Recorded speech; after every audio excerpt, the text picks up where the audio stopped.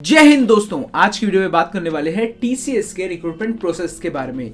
TCS में आज के बाद अगर आप 2023 में 2024 में इसके बाद अप्लाई कर रहे हैं टीसीएस में उसके रिक्रूटमेंट में, तो आप कैसे कर सकते हैं, किन किन चीज़ों से आपको गुजरना पड़ सकता है। साथ में अगर आप सेलेक्ट हो जाते हैं किसी भी पर्टिकुलर पोस्ट में तो आपकी सैलरी कितनी हो सकती है, आज की वीडियो में जानेंगे। पूरी कंपनी के बारे में एक छोटा सा डिस्कशन करेंगे जिससे आपको काफी जानकारी मिलने वाली है। तो पूरा चीज अगर आपको जानना है तो दोस्तों वीडियो को लाइक कीजिए, सब्सक्राइब, और चलिए वीडियो के साथ शुरू करते हैं। दोस्तों आप आ चुके हैं हमारे कंप्यूटर स्क्रीन पे और आप यहाँ पर देख सकते हैं टीसीएस के रिक्रूटमेंट प्रोसेस के बारे में। तो टीसीएस एक one of the best companies है और आज के दिन बात करें तो टीसीएस टाटा कंसल्टेंसी सर्विसेज जो जेआरडी टाटा ने शुरू किया था वो आज के दिन काफी ज्यादा प्रोग्रेस में है और यहाँ पर बहुत सारे एक्स्ट्रा अलाउंस मिलते हैं कंपनी के साथ जो आपको काफी बेहतर लग सकते हैं। इसके अलावा दोस्तों आज की वीडियो में बात करने वाले हैं टीसीएस के पूरे रिक्रूटमेंट प्रोसेस के बारे में। तो पहले ये कंपनी कॉलेज में आया करती थी, कॉलेज से स्टूडेंट को लिया करती थी, पर अब ये नियम बदल गया है। अब किसी भी स्टूडेंट को किसी भी पर्टिकुलर कॉलेज से अप्लाई कर सकते हैं, बट हाँ कुछ यहाँ पर डीम्ड कॉलेजेस हैं जिनको जो है ज्यादा जो है अपलिफ्ट मिलता है या फिर उनको उनके कैंपस में ही इंटरव्यू हो जाता है। तो सबसे पहले आप रजिस्ट्रेशन करेंगे और एक बार साल में, 2 बार साल में ये लोग फ्री में भी रिक्रूटमेंट प्रोसेस निकालते हैं। इसके अलावा हर 3 महीने में आप अप्लाई कर सकते हो और कभी भी जाकर एग्जाम को दे सकते हैं। इसके बाद ये जो है टीसीएस की एनक्यूटी आपको एग्जाम देनी पड़ेगी, नेशनल क्वालिफायर टेस्ट। इसके बाद जो है टॉप 10 स्टूडेंट्स यहाँ पर जो है एडवांस्ड कोडिंग भी देते हैं। एडवांस कोडिंग सबको ही दे सकता है। अगर आप क्लियर करते हैं तो आप डिजिटल के इंटरव्यू में जाएंगे, पर अगर आप नहीं क्लियर करते, जो 70-90% स्टूडेंट्स होते हैं वो निंजा के इंटरव्यू में जाते हैं। पर ऐसा अब नियम बदल गया है, अब आप किसी भी तरीके से आप किसी भी जो है इंटरव्यू में जाएं, आपका इंटरव्यू का जो परफॉर्मेंस होता है वो डिफाइन करता है कि आप आगे जाने वाले हैं कि नहीं।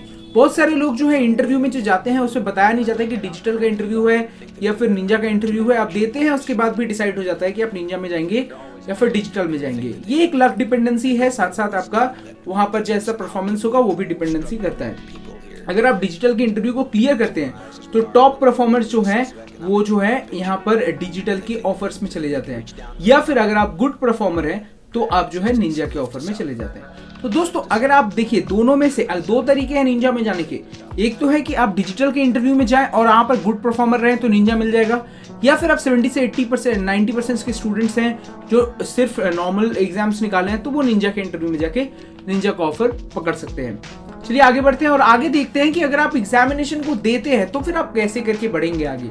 तो सबसे पहले दोस्तों ये जो है ये पोस्ट हमने प्रेपिंस्टा से लिया है, तो आप देख लीजिए। इसके बाद जो है यहाँ पर अगर आप देखें तो पहले आपको टीसीएस का एनक्यूटी टेस्ट देना पड़ेगा और दोनों ही बच्चों के लिए फाउंडेशन राउंड और एडवांस राउंड दोनों ही होगा। तो सबसे पहले तो है आप लोगों को जब आपका जो एडमिट कार्ड मिलेगा, एडमिट कार्ड के साथ दोस्तों आपको जो है एक और चीज मिलेगी, दैट इज एक लिंक मिलेगा आपको आपके मेल में। और वहां पर जैसे अगर आप फॉर एग्जांपल घर में बैठ के टेस्ट देना चाहते हैं और वहां पर जाना नहीं चाहते तो आपको बताता हूं, उस लिंक के साथ आप लोगों को एक सॉफ्टवेयर का लिंक भी मिलेगा।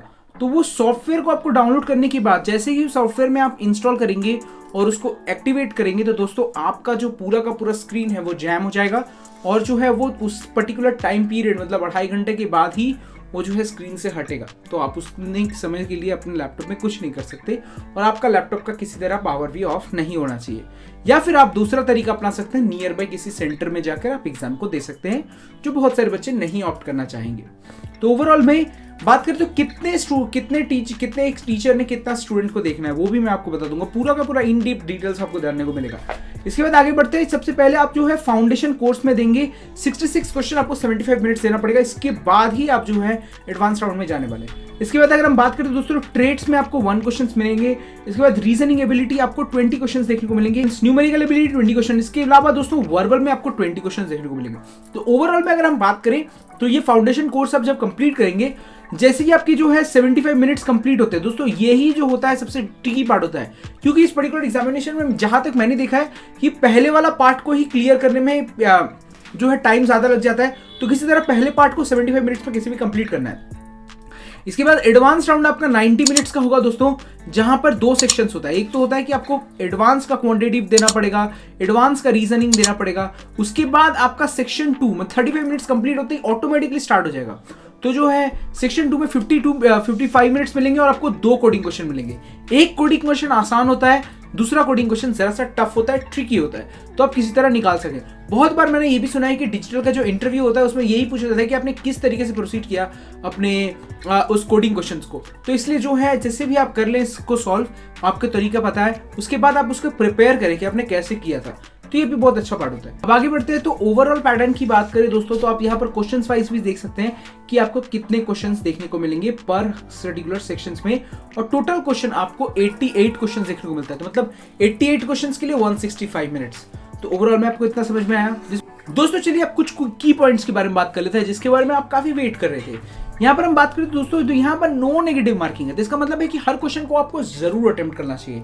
इसके अलावा बात करें दोस्तों, तो आप सेक्शन में शिफ्ट नहीं कर सकते। जैसे कि फॉर एग्जांपल अगर आप आगे जाकर पीछे जाकर देखें, तो यहाँ पर अगर हम फॉर एग्जांपल न्यूमेरिकल एबिलिटी में कर रहे हैं और हम वर्बल एबिलिटी में जाना चाहते हैं, तो दोस्तों आप ऐसा नहीं कर सकते। इसका मतलब है कि आप सेक्शन शिफ्ट नहीं कर सकते। इसके अलावा दोस्तों आप लोग किसी भी क्वेश्चन को एक बार से ज्यादा रिविजिट नहीं कर सकते।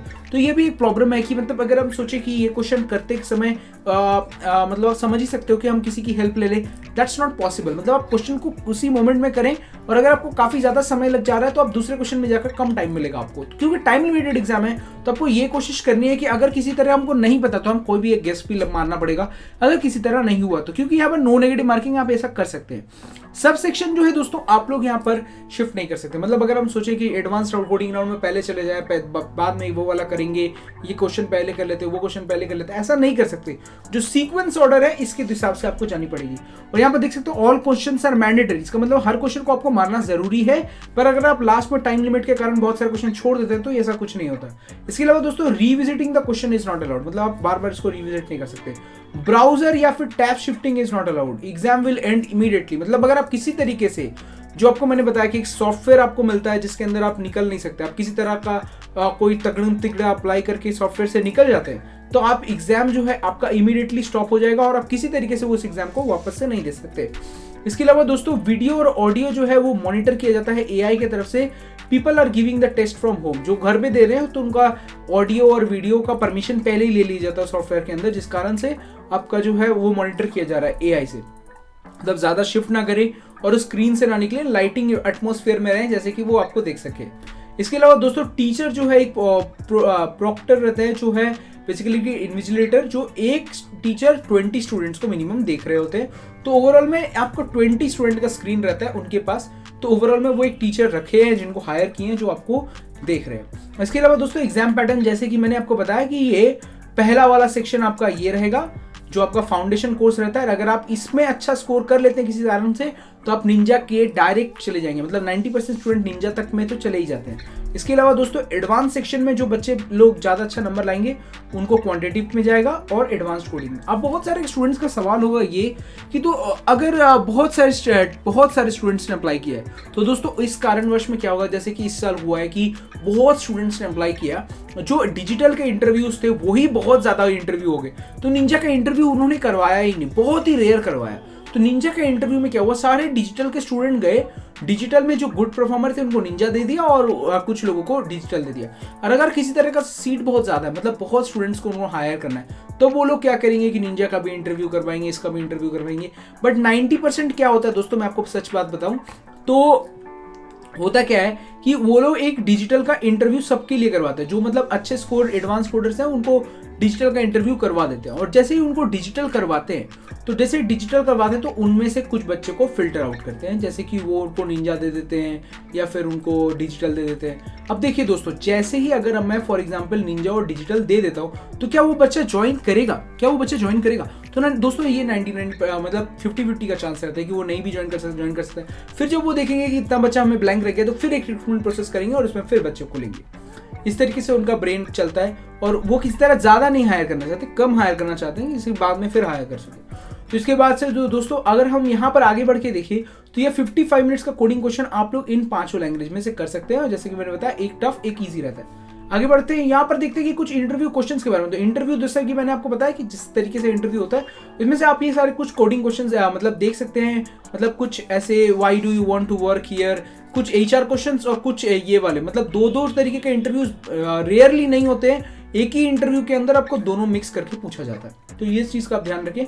और सैलरी डिडक्शन की बात करें दोस्तों, सबसे पहले जो आता है कि बहुत सारे बच्चे जो 99% बच्चे होते हैं वो निंजा में सेलेक्ट होते हैं। तो निंजा में क्या होता है, तो निंजा में दोस्तों आपकी जो सैलरी होती है वो रहती है 3.46। अब बहुत सारे बच्चे होते हैं कि ना, कुछ रेयर कंपनीज में उनको लग जाता है 4 LPA और कुछ कंपनीज में लगता है सिर्फ 3 LPA। तो वो जो सोचते हैं कि 4 LPA ज्यादा अच्छा है क्योंकि ज्यादा बड़ा है, पर दोस्तों ऐसा नहीं है, क्योंकि सैलरी डिडक्शन भी एक नाम की चीज होती है, जिस कारण से जो है कुछ कंपनीज में जो 3.4 LPA है वही दूसरी कंपनी के 4.2 LPA के अप्रॉक्स है। यस दोस्तों, क्योंकि यहाँ पर जो डिडक्शन होकर जो रेट पहुंच रहा है दैट इज क्लोज टू 25,000, और यहाँ पर जो डिडक्शन है वो बहुत ही कम है, लिमिटेड है, जिस कारण से जो है इसका जो है लिमिट टाइम काफी अच्छा है कंपैरेटिवली। अगर आप किसी और कंपनी की बात करें जैसे कि कैपजेमिनी या फिर बात करें यहाँ पर ये, और साथ में दोस्तों इस पर्टिकुलर TCS में एक खास बात है कि यहाँ पर जो है हर साल आपको 5% से लेकर 15% तक का आपको जो है एनुअल ग्रोथ देखने को मिलता है। मतलब हर साल की ग्रोथ मार्च में कैलकुलेट होती है और इसको एप्लीकेबल जुलाई में किया जाता है, जिस कारण से आपका जो सैलरी है वो एक साल बाद ही 15 to 5% तक बढ़ने का चांस बनता है। ठीक है, अब आगे बढ़ते हैं यहाँ पर। और डिजिटल की बात करें दोस्तों, तो डिजिटल में अगर हम देखें तो ये जो है आपका 7 LPA का जॉब है। तो ये 7 LPA आपको स्टार्टिंग में देखने को मिलता है और सैलरी एस्टिमेट जो है वो 52,000 to 53,000 है। बट ओवरऑल में जहां तक मुझे पता है ये 47 to 48 लाख 1000 पर मंथ मिलता है और लोकेशन वाइड डिपेंडेंसी है। पर जैसे कि मैंने आपको बताया कि यहाँ पर भी जो एनुअल ग्रोथ है वो आपका 5% to 15% है, तो ये साल में आपका जरूर बढ़ सकता है। तो अगर आपके परफॉर्मेंस पे डिपेंड करता है, कंपनी के परफॉर्मेंस पे डिपेंड करता है और आपको ग्रेजुएटी फंड पे मिलता है। इसके अलावा जो है डिडक्शन काफी कम है TCS में। तो ये एक बहुत ही अच्छी एस्टिमेट मैंने आपको बताया। और निंजा प्रोफाइल में कुछ ही महीने बाद मैंने सुना है कि 6 महीने बाद ही आपका जो सैलरी है वो 32,000 पर मंथ पहुंच जाता है। जहां पर अगर हम बात करें किसी और कंपनी की जैसे कि कैपजेमिनी, कॉग्निजेंट, ये सारे में, तो आपको ये वाला सैलरी कुछ क्लोज टू 28,000 शुरुआत से लेके 32,000 1 ईयर तक में पहुंचता है, जहां पर उसका सैलरी का पैकेज है 4.5 LPA। तो आप देख सकते हैं कि आप जो क्लोज टू है कि किसी का 3 LPA, किसी का 5 LPA के अप्रॉक्स है। वीडियो आपको अगर पसंद आया दोस्तों तो वीडियो को कीजिएगा लाइक और चैनल को कीजिएगा सब्सक्राइब, और ऐसे ही वीडियोस के लिए दोस्तों एक बार घंटी जरूर बजाइएगा जिससे कि आपको नोटिफिकेशंस मिलता रहे। तब तक मिलते हैं आपको नेक्स्ट वीडियो में, तब तक ले गया था आपको अलविदा, बाय दोस्तों।